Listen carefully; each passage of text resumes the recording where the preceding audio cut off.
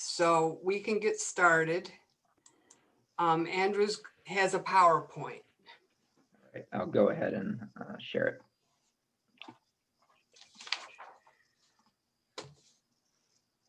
All right, everyone see a giant pile of books?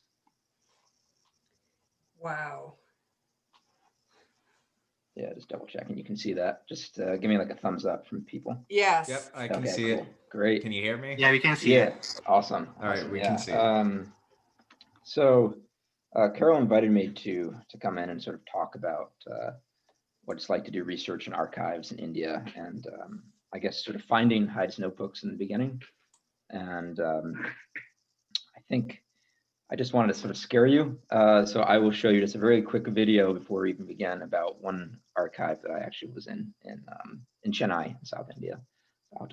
I'll play this, see if this will work.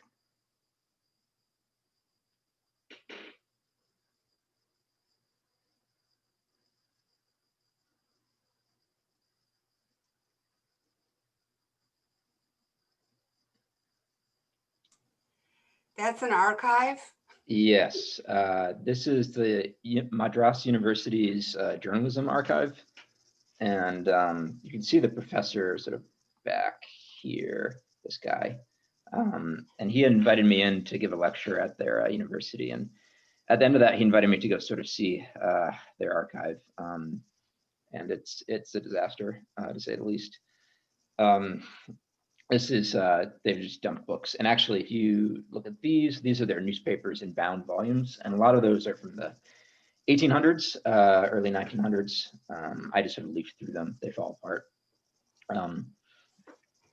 Yeah, so not everything's this bad, but there are a few places I did go to that were pretty awful in terms of no catalog, no finding aids available, and you just have to get lucky. So when I first came across Hyde's notebooks, I was I think I was around 24, 25, and let's see if I can get you a nice photo of me back in my younger days. This is about 8 years ago. And I was in, now I'm a PhD student at the University of Maryland, but at the time I was an independent researcher, and I had a research grant to help me fund some research in India, looking at first newspapers. In particular, I wrote a book on one newspaper called Hicky's Bengal Gazette. I'll briefly talk about that in a minute. And that involved me having to go to a lot of different archives, mostly in the city of Calcutta, and then throughout India. And when I was there, I encountered Hyde's notebooks. So I lived in Calcutta from around August 2013 for about a year and a half till the end of 2014. That's sort of in the eastern part of India. And I was looking at these newspapers from the 18th century. And I had went to India, as I said, to research early newspaper history. And I was actually looking at this old newspaper called Hicky's Bengal Gazette, which was founded in Calcutta by an Irishman in 1780. And I was trying to piece together the story of what happened to this newspaper and the editor who founded it. And that's how I came across Hyde's notebooks, because the editor, a guy named Hicky, got into a lot of legal trouble. And I don't know, Carol, if you've mentioned any of this to them? Not much, no. In fact, I haven't. Okay. So I was reading through the paper, and I kind of dawned on me that I needed to figure out what happened to the editor, because he was involved in these trials that I mentioned. And let's see. So I had this interest, and I was told that if I wanted to find trials, that it'd be incredibly difficult in Calcutta, but that one of the places I could look were these legal notebooks, Hyde's notebooks. And so the first thing I did when I went to India was to go find them. Just to give you just a brief bit of background, sort of why I was interested in this very specific topic was I got some research funding, and this is an old map of India from about 1780. You can see that it doesn't look like what India looks like today. It's when we think of India, we think of this India, this Bangladesh on the right, and Pakistan on the left. But at that time in history, it was really much more complicated. And there's a lot of war going on. New institutions were being founded by the British. And I sort of wanted to get a grip on what was going on this time. And it was very complex. So I knew I needed to sort of dive into the history of here. And the first thing I did was I went to go try to find Hyde's notebooks. And this involved me going to a number of different archives. And the first place was a place called the Victoria Memorial, which is this beautiful old sort of British, I don't know how else to describe it other than an imperial monument. And the British founded it around 1915, sort of near the end of the time that the British ruled India. And inside this memorial are Hyde's notebooks.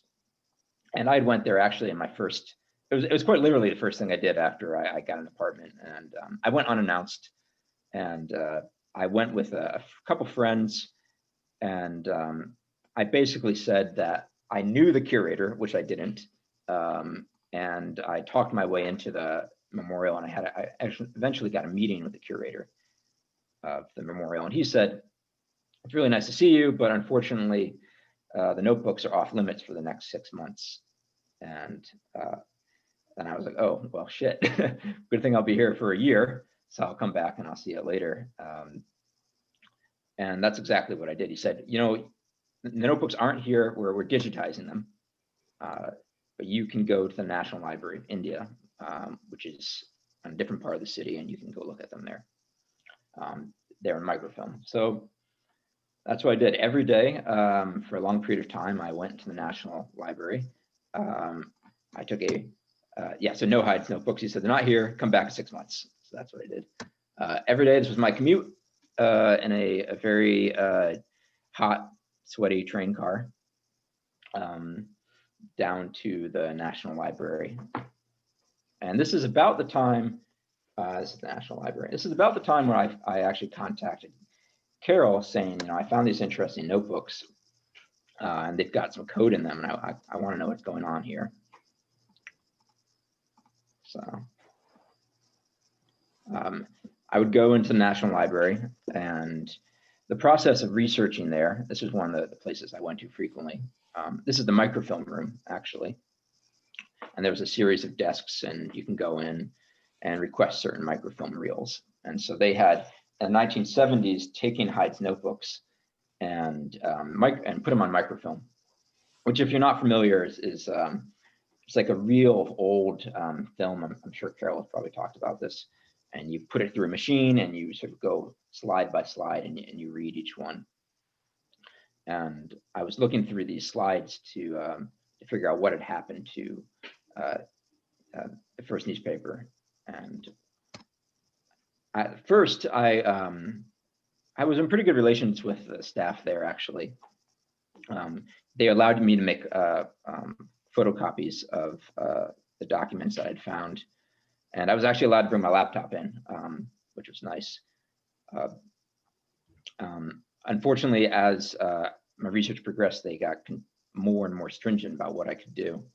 And I think it's sort of, I was there for a very long time, and I think they kind of got fed up with me after a while, for what it's worth.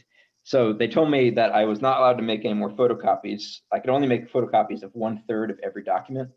So if I wanted to make a photocopy of Hyde's notebooks from, say, January 25th, I can make a copy of 1/3 of it. So what I ended up doing was, when no one was around, I would take my cell phone out and I would just take photographs, which is my sort of sneaky way of getting around the regulations. And this is when I sort of contacted Carol, and I was saying, like, "Look, I've got these tons and tons of notebooks, and I noticed there's this code in it, and would you be so kind enough to help me?" And I was really fortunate that she agreed. And I don't know if it's if she rued the day that she helped me, because now she's been on this project for many years. Yes, I ruined the day. Yeah, but it was great for me. It made my life so much easier, because then I could figure out, what was this code. I'll go back a couple slides. The code, which I'm sure you're familiar with. Have you showed them this? I was going to talk about it, but we never did. It's an old shorthand, and I managed to decipher that. So we now know what it says. But this was more really, than that, they don't know. Okay. Yeah, this is really useful for me because when I was doing my research, I was basically like, oh, I can read the top. It's all in English. And I got to this point, and then I said, oh, well, I can't read this. And that became to be a problem. And I was really fortunate that you decided to take the project on because that helped my research a lot. So I just go back ahead. So you can kind of tell that the National Library of India, I'm sort of compared to that first archive I showed you, is in much better condition, which is fortunate. You know, it's much more money. I think there's one thing when you do research and archives is in India, there's a great variety of quality of institutions that you can go to, and compared to that university, they have a lot more funding at the National Library, so the resources are better. That said, however, there was actually a flood a couple of years after I'd went, and this is a photo that I had snuck. Actually, I wasn't allowed to take photographs anywhere in the library. I just sort of had to sneak all these photographs. And this is sort of in the basement, and there was a flood. One of the air conditioning units broke, and they didn't notice it for a couple months. And about 60 to 70,000 newspaper pages were destroyed. And I still don't quite know exactly what was lost, but there were some news articles about this at the time, and it was quite a loss. And I was fortunate I got in there before the flood happened because a lot of the old newspapers were in the basement, which is naturally a thing that floods first. So I spent a good bit of time in the National Library.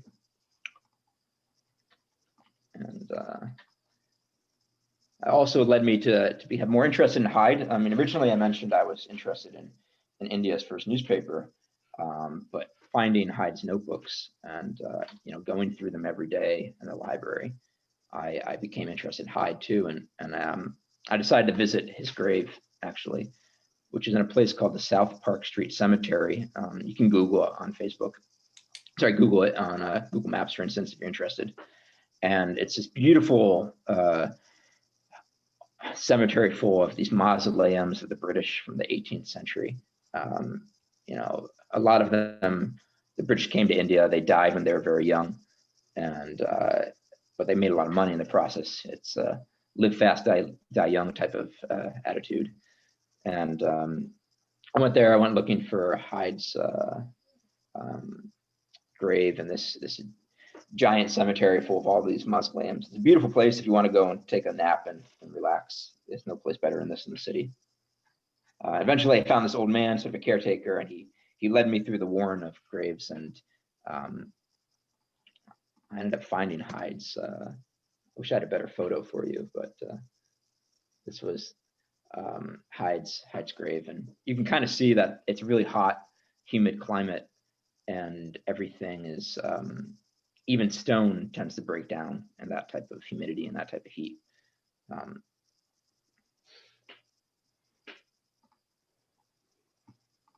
So let's move on a little bit. Which led me to my next, and this was my favorite place to go in the city. I went there for months, day by day. This is the High Court of Calcutta. So remember that I'm looking for what happened to the first journalist in India. And he was involved in a lot of trials. And the best place to go is to find the records of what those trials were. And those are in the High Court, which is a building that stood here for about 150 years. And it's very near the same place where actually Hyde would have held his trials. And every day I went in and I asked for permission to do research. I think there's something that needs to be said here, which is that if you do research in archives, in the US or the UK or Europe, usually there's a formal process.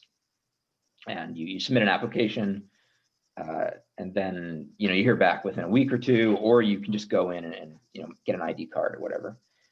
That's not how it works in Calcutta, at least. I had actually gone in. I had done things the the sort of legal way. I'd gone in and I tried to, I submitted an application, I tried to get approval, and I was actually rejected. They rejected my application for doing research in the archives there. And then I thought to myself, okay, who do I know? And so it turns out that I actually had a teacher. I was taking Bangla lessons, which is language in this part of India. And one of my teachers had a friend who was a lawyer who worked in the High Court, and she knew the acting Chief Justice, or so she told me. And she put in a good word, told the Chief Justice that there's this American researcher who wants to do research in the archives. Can you let him in? And I submitted another application, and lo and behold, the next day or a couple of days later, I was accepted, and I basically could wander around the court wherever I wanted, which is an amazing privilege. You know, I think there's something to be said for being a foreigner and being white and getting that privilege to go in to these archives where a lot of people don't have access to. But that does cut both ways. I definitely had times where, as a foreigner, I was not let into things where I had friends who were. So this is one of the times it worked to my advantage. So I would go into the High Court every day and I would wander around. Again, I was not allowed to take photographs. So everything I took, all these photographs, sort of me sneaking with a little cell phone camera. You can sort of see on the inside, it's a bit of a mess. And think about like an old British colonial building that's sort of falling apart. And it's really crowded, lots of people. And it has about 6 different archive rooms. So I moved from one room to another room, looking for these records of what was going on in 18th century India. And eventually I came to this room, which is sort of where most of the archives are kept from the 18th century, around Hyde's time. And so if you wanted to know what life was like in colonial Calcutta, this would be the room to go to. And I wasn't allowed again to take photographs here. So I apologize for the poor photo quality actually, but I got a good one here. This just shows you the view from the desk where I worked at. What you don't see, and what I think is really important to note, is that these are only the documents that have been put on the shelves. If you actually look on to the right, away from where the camera is, they've got racks and racks of records that are just on the floor. And there's no catalog, there's no finding aid. So my process of researching, and I think this was the difficulty that I faced and that a lot of researchers in the past had faced, was that if there's no catalog and there's no finding aid, how do you know what to look for in the first place? So I would literally go to the room and I would have to go to each bundle of files and I would open the files up and they would be bound in twine. So you can sort of see there's a document, there's a bundle from 1780, right? So if I know that I'm looking for a document from the year 1780, I can open up that bundle. But keep in mind, there's about 5 bundles from the same year and they're in no organization, right? And I have to go through them file by file by file. So it's very time consuming. And also I have to negotiate for my time in the archive. You know, you might think about, you go to the library, right? Think about going to New Jersey Institute of Technology's library and it's open from 9 to 8 or 9 to 5, whatever. You know when to go, you know when you can get stuff.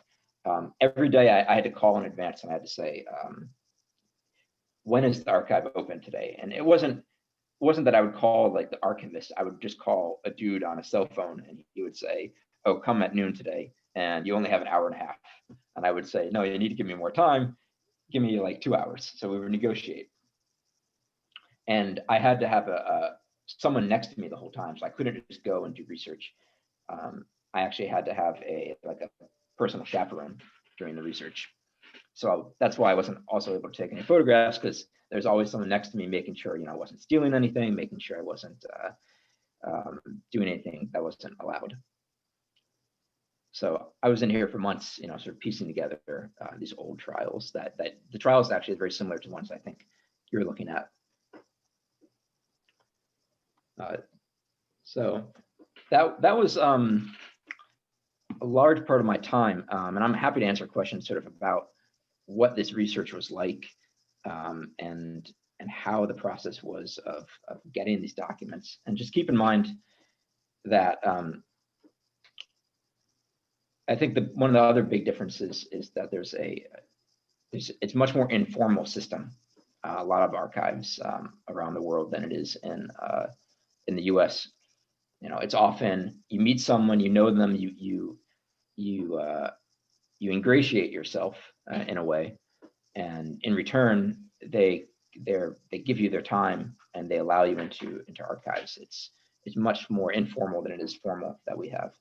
So a lot of the the product of my research comes from these sort of buttering up of archivists and officials in India. And I would come in, I'd give them candies, I'd give them sweets, and these small things, so small gestures that really helped, and that showed I wasn't just there to sort of extract information. I really cared more about sort of the whole process and about the records that they had.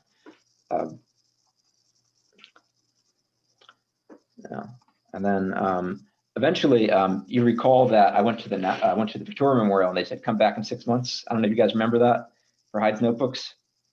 Well, I came back in 6 months, and they said, come back in another 6 months. And they said, we're not done digitizing. And eventually, I actually had to leave the city. And I came back just for a week in December 2014, about a year and a half later. And I had spent so much time that they actually, I think, probably took pity on me, and they allowed me to have access to Hyde's notebooks, which I went in there with a little flash drive, and I got a lot of the scans that way, which I then sent to Carol. And then these scans, I think, made your research easier, if I recall. Well, yeah, they're not the ones that make up the majority of the notebooks on the website. That's from the microfilm. You only got a select number of pages, but it was beautiful to see it. And these are higher resolution images. So the ones that you got were very, very useful. And also you got a lot of the pages with the shorthand on it, which made it easier to see some of the stuff that was kind of garbled on the microfilm. Yeah. But tell them what has happened with this digitization, because they did digitize the notebooks. Yes, they did digitize the notebooks. And so they digitized them around 2014. And every few months I would ask the curator, what are you going to do with these notebooks that you digitized? And I effectively got stonewalled for a while, and eventually I got an answer back saying that they might have plans to put them on a DVD at some point in the future, but they're probably not going to publicly release them because they can't get the committee at the memorial to meet to actually go through the process of releasing these images. So they digitized them, but unfortunately they're not available to the public or to researchers. And so I think they see digitization as sort of not like a public, not a way to like give back to the public, but as a way to sort of back up their own holdings. And so so I imagine you have these old notebooks from 220 years ago, and they're in this really hot, humid climate all the time, and that does damage to the notebooks. So if you are if you own if you run an archive, what better way to preserve what you have than to digitize it? But that they're doing it under that context rather than doing it under the context of trying to open it to researchers. So that's sort of why we're still stuck with the microfilm. I think that's about it for my slides. I do want to tell you sort of one final story, which I thought was sort of encapsulated my time. I had spent a long time looking for these other records in the High Court of Calcutta, and they were last seen in 1911. They were these old notebooks of the sort of the minutes of what happened during the Supreme Court time, or at least that's what I was told. And people at the High Court told me to go to the people at the Victoria Memorial. The people at the Victoria Memorial told me to go to a different city. They told me to go to Delhi to find the notebooks. I went to Delhi. I went to the Supreme Court of India, And I started wandering around the hallways of the Supreme Court of India, sort of randomly. And I wasn't allowed to take any photographs. So I don't have any slides for this bit, but just imagine, this random white guy, sort of hot and sweaty, wandering around courtrooms as trials are going on, asking people, hey, have you seen these archives from, 200 years ago? And they're like, no, what are you talking about? Go away. And so eventually I found the archive room in the Supreme Court. And they told me that, no, we burnt everything after India gained its independence. So we don't have anything from, before 1947. And I was like, oh shit. And, but you know what, maybe we kept these and maybe they're still back in Calcutta. So you should go back to the other city and try to find these these other documents. And so I went back to Calcutta. This is my last week in the city. And I went back to a place called the Calcutta Municipal Corporation, which is another government bureaucratic office. And they told me, just please sit, wait, someone will be with you in a few hours. So I sat there and I waited for about 2.5, 3 hours. And I was going to leave the country in 2 days. And I said, okay, I'm done. If these things exist, I'm not going to find them. Someone else will. So that's my challenge for all of you. If you have a perverse desire to find old records in India, you can try to find these. They've been lost since 1911. Good luck. Yeah, so it was a really interesting time. I spent 1.5 years full time going through archives in India, really trying to piece together the story of India's first newspaper. And I think this was a project that very few people had tried to do similar things, which sort of allowed some new and really interesting research to come out. And I think sort of has led finding these notebooks in the first place, and I think sort of led to your project, Carol, and these 10 years of regret that you have. And so after I left India in 2014, 2015, I'll just wrap it real quick. I went to Germany. I finished more research there. I went to London, and so you can sort of see the difference between when you have an institution that has a lot of more funding, has more organization, and how they can sort of keep their records versus institutions that sort of don't have that level of funding, and what a big difference that means to researchers. And in some ways, the fact that things were in such poor condition in Calcutta generally meant that a lot of the documents had not been researched before, which meant that a lot of the research I was doing was much newer than would it have been if I had spent most of my time in the US or in the UK. And that's, these are some other horror shows, but yeah, moving on. That's it. Thanks very much for your time, and glad to answer more questions. Okay, so stop sharing the screen now. Yep. So that I can make everybody turn their cameras back on. Turn your cameras back on, everybody. Okay, before we break up into breakout rooms for you to think of questions, each breakout room has to think of at least one question to ask Andrew. I just want to remind you that a paragraph on your project, your project proposal is due by tomorrow at midnight. I thought it was last night at midnight, but it isn't. I put it was tonight, Professor. What? I thought the date was set for tonight. No, it's the 9th. I just looked in Canvas. I thought it was tonight too. Oh, okay. But anyway, it's tomorrow night. It's tomorrow night at midnight. Your project proposals, just one paragraph. And if you're working with a group, you still have to submit one so that I can see that it's there, and then I'll grade you for that inside Canvas. So do that before midnight tomorrow night. And for now, I'm going to break you into groups and think of one question to ask Andrew. I'm only going to give you about 5 minutes, and then we'll come back and you can ask the questions. And if you have individual questions, you can ask them too. So, yeah. And if anything was confusing, please, I'm always happy to answer. Okay, so breakout rooms, 1, 2, 3. Okay, I'm going to put 5 participants per room. So about 5 minutes, okay?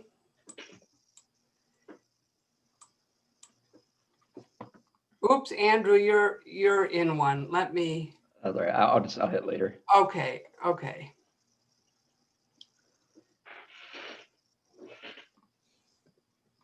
Okay, so that was 4:45.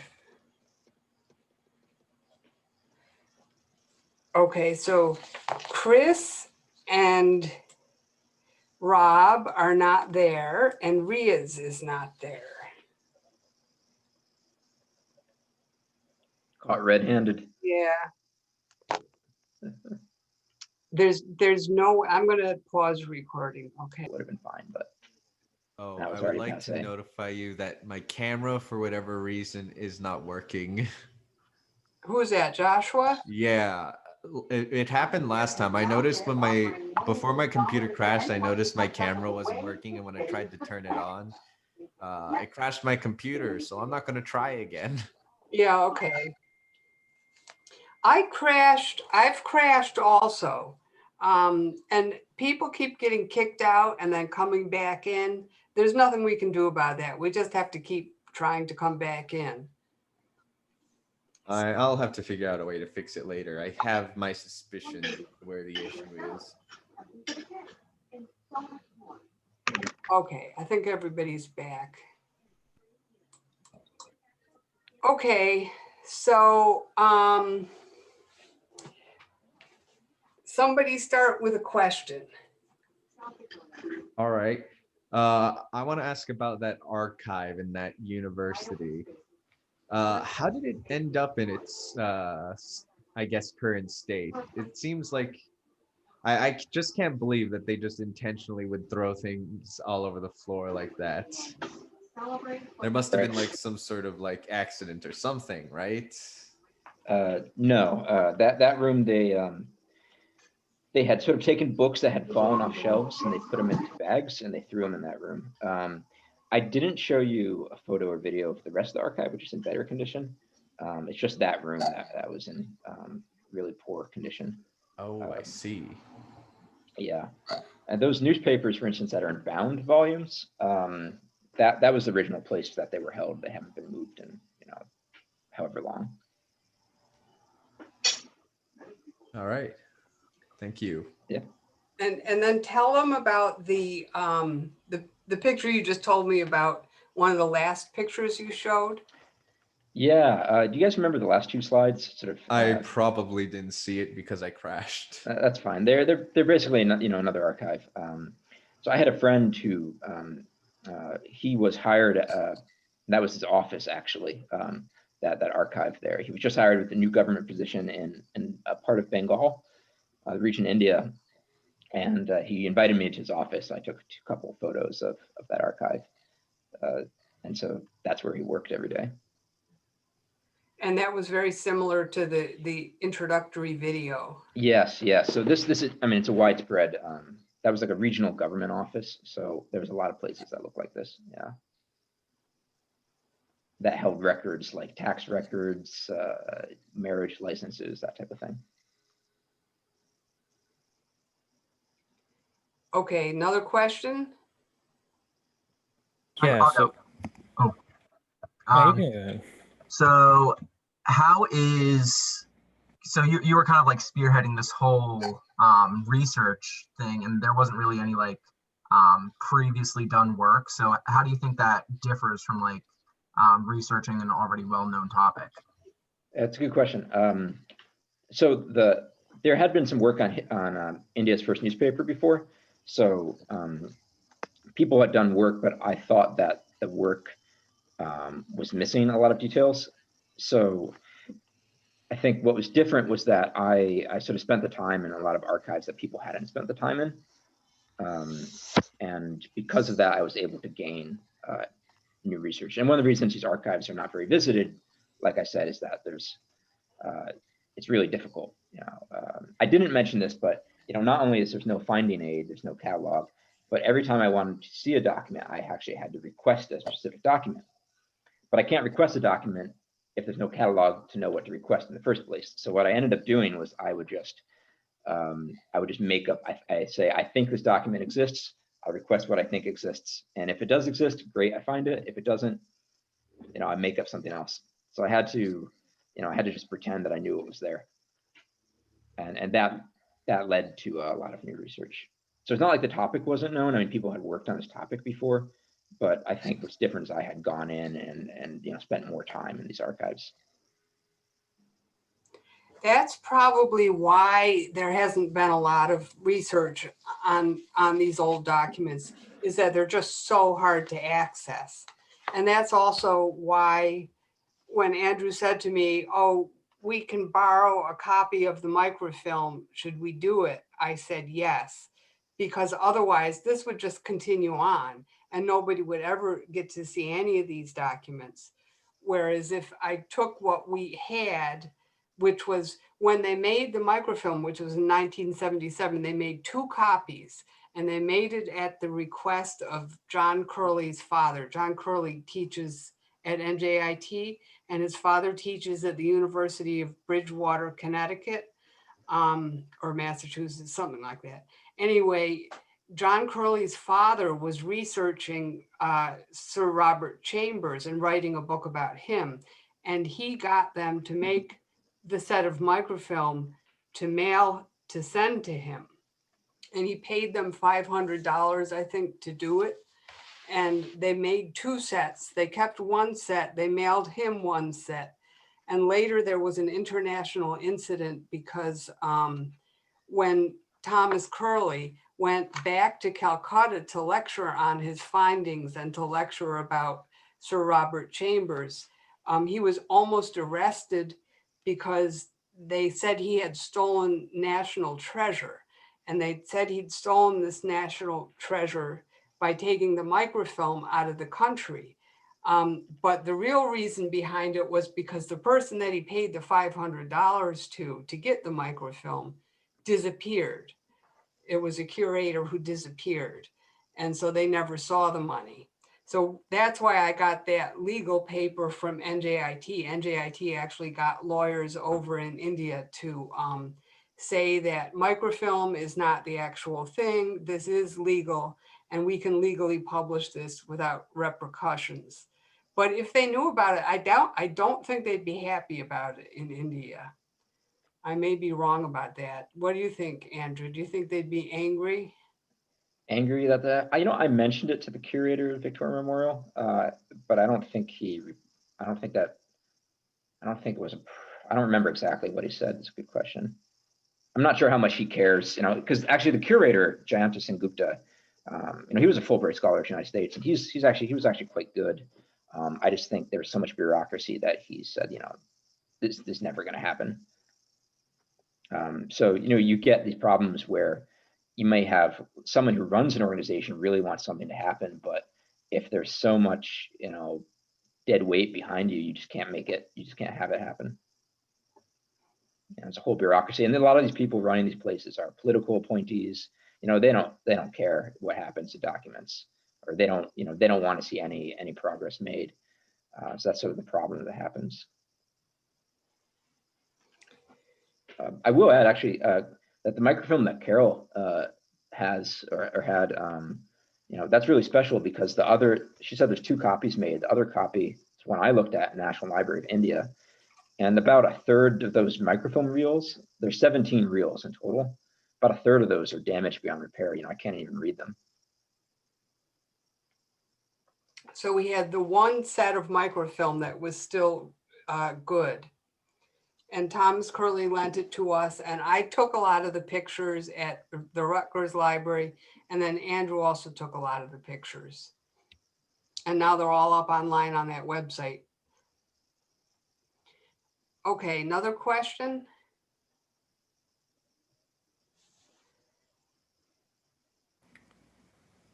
Yeah, so did being a foreigner there actually hurt more or less, like when getting information overall? That is like the age-old question. Yes, it helped. I think getting into the high court, being a foreigner, that definitely helped. I can tell you a very specific example where it didn't help. It worked against me. Another friend who's now a PhD student at Harvard, we went to the small town outside of Calcutta called Serampore. and they have an old archive there with documents from the 18th century. And I went in actually the same archive room. I went into the archive room first, and I asked the archivist, what do I need to access documents? Let me know. I'd really love to see what you have here. And she said, come back next week. We need to talk to the president of the college to let you in. You need to fill out these documents. And I said, okay, sure. But do you mind if I just sort of peek my head around the corner and see, what's there? And, maybe I don't need to come at all. Maybe there's nothing that's relevant.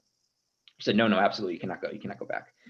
And 5 minutes later, my friend who'd been waiting in the other room, he's Bengali, and he walks in, and they start speaking in Bangla together.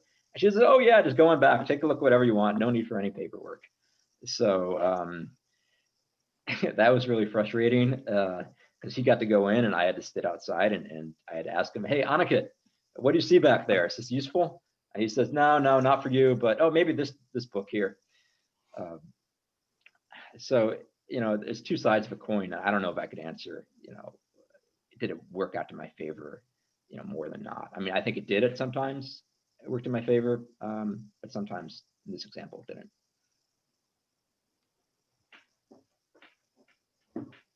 Okay, another group. What about Eli, Gerald, Han, Paul, and Tyler?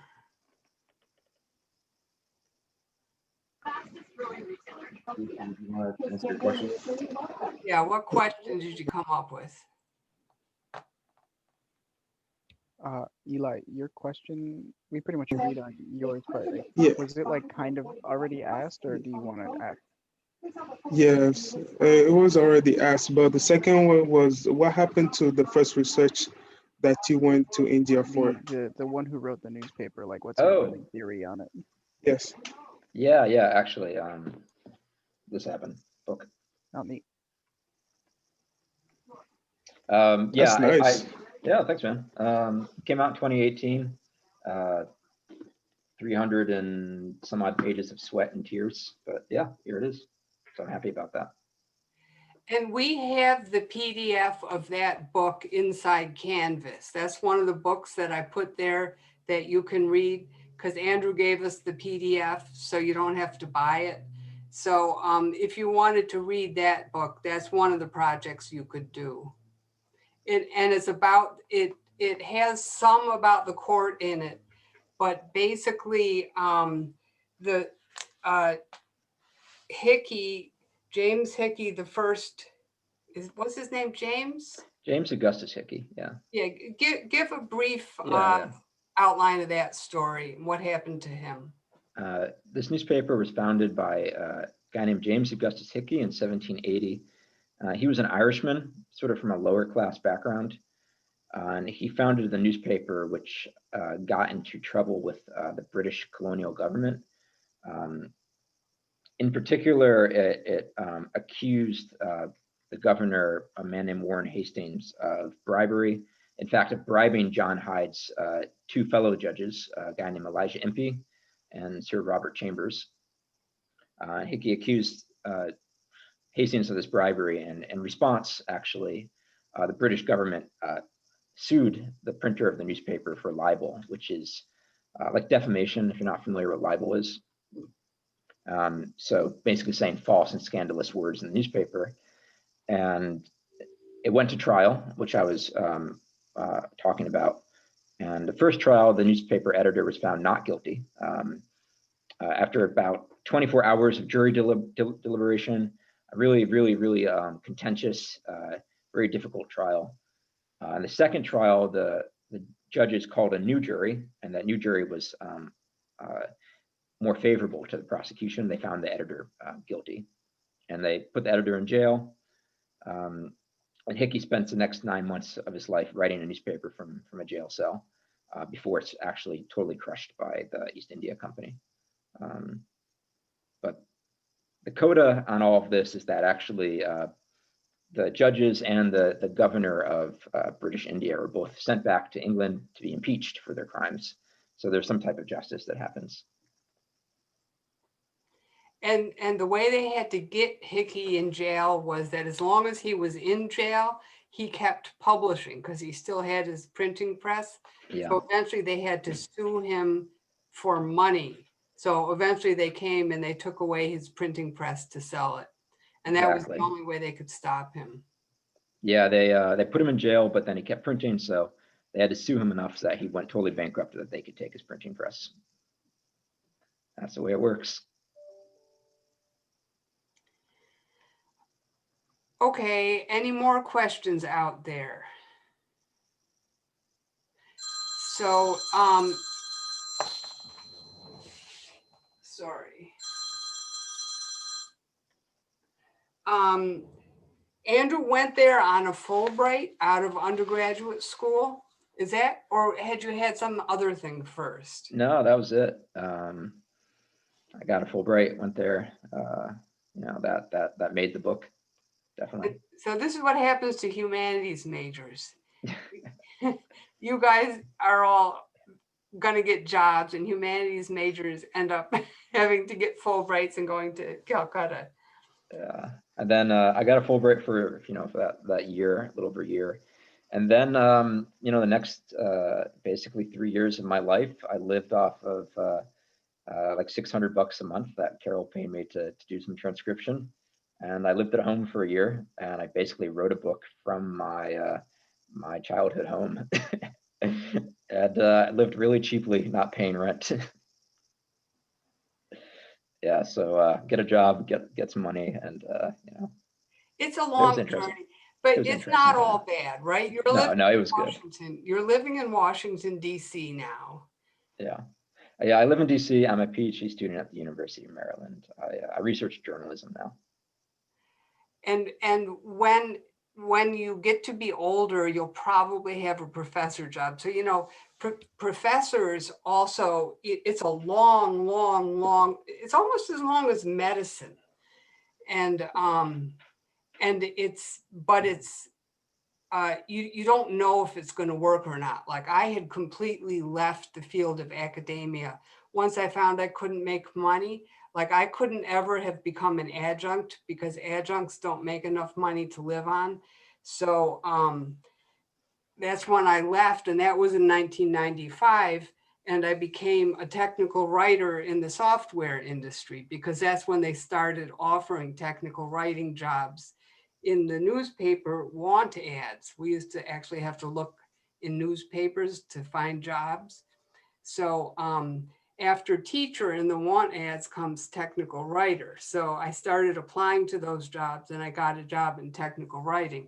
And then after doing that for about 7 or 8 years, then I ended up coming back to academia by coming here to NJIT to teach technical writing.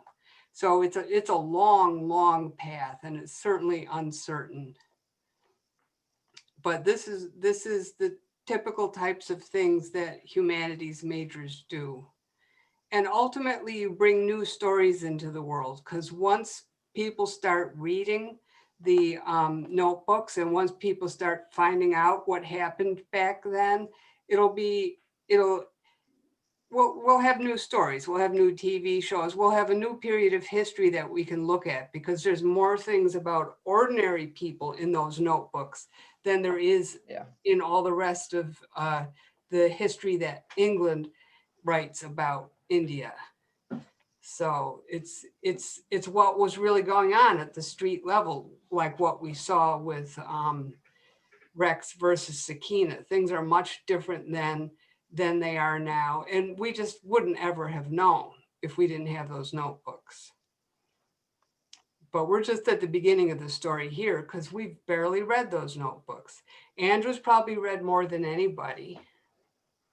Yeah, I spent 20,000 pages, right? And so I read a good portion of those 20,000 pages. It's it's not sanitized. I think there were times where I came across stuff and I was like, I can't believe they printed this. There was is swearing okay, Carol, in your class? Yeah, I mean, okay, there's like times where you read about a guy calling someone else like a motherfucker or a sister fucker, and you're like, what? And so this is the 18th century. You just don't expect things where you hear these like really you hear like real language that is sanitized in terms of like hear what the actual people were saying rather than the upper class. And that's why it's really valuable.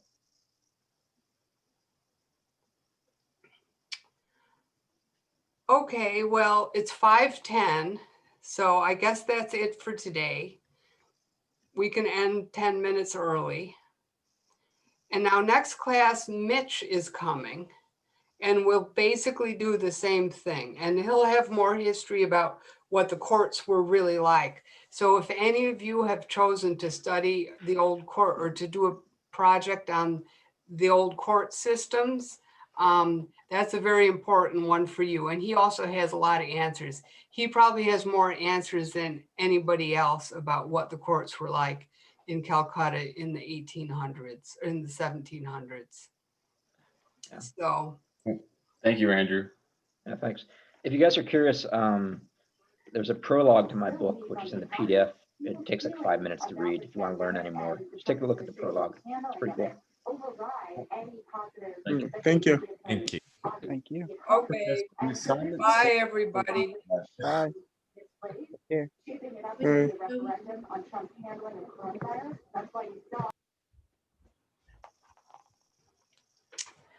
Okay, that went well. Who knows if they're, Yeah, those guys. yeah.